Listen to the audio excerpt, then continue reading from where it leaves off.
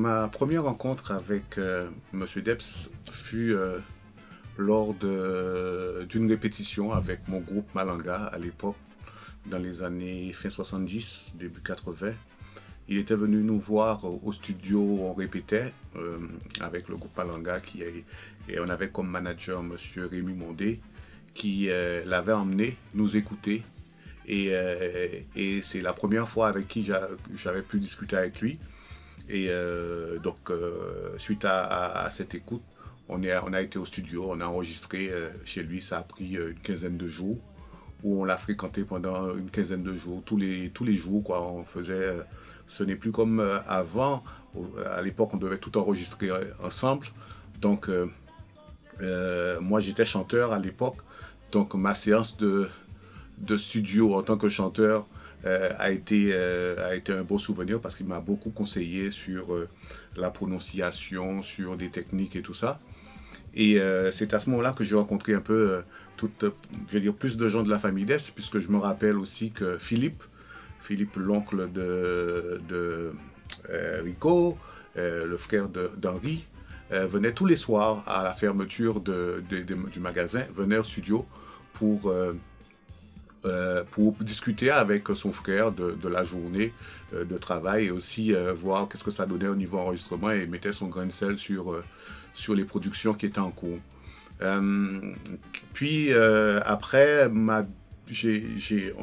après l'enregistrement de ces deux albums avec Henri, une anecdote, entre autres pendant l'enregistrement, c'est nous étions jeunes et très tatillons, donc on a poussé Henri à faire des choses qu'il n'avait pas l'habitude, notamment à l'époque les gens ne restaient pas au studio pour faire le mix, les musiciens ne restaient pas et nous on a pris 5 à 8 jours alors qu'il faisait ça une journée, on a pris près de 5 à 8 jours avec lui pour revoir, aller prendre des livres, attendre, non pas ça c'est vieux à machine là, ça après c'est vieux pour la première fois, son cabot au travail, donc des trucs comme ça c'est des souvenirs qui sont encore enfouis dans ma tête. Et par la suite, j'ai laissé la musique du côté d'être chanteur. J'ai passé de l'autre côté et j'étais donc producteur, tout ça, et manager d'artistes. Et j'étais aussi distributeur et donc j'étais en contact avec Henri. Bon, je dis Henri, mais à l'époque c'était Monsieur Debs. J'étais en contact avec Monsieur Debs et Madame Debs aussi, dans la vente des produits que je faisais. D'ailleurs, dans le livre qu'il a écrit, il fait un peu référence à moi sur la distribution, en disant qu'il ne comprenait pas comment les gens faisaient pour passer mes albums et ne passaient pas le sien, en gros, quoi. Je mets ça entre guillemets, c'est pas vraiment ça.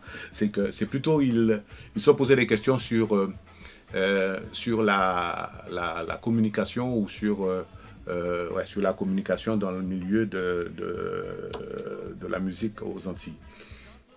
Et l'une des secondes rencontres que j'ai eues avec M. Debs, tout le studio où nous sommes aujourd'hui, toute la partie menuiserie, toute la partie bois, ce sont mes parents mon frère en l'occurrence, qui est aujourd'hui décédé, qui a réalisé l'ensemble du studio, toute la partie menuiserie.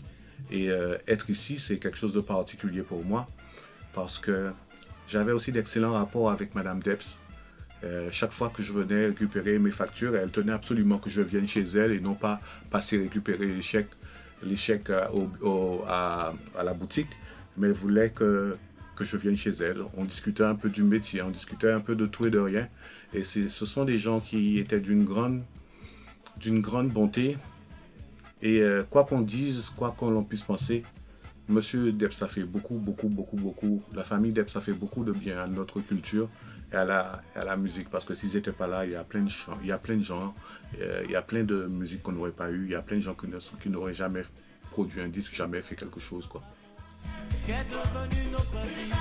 Qu'en est-il de ce si bel avenir pour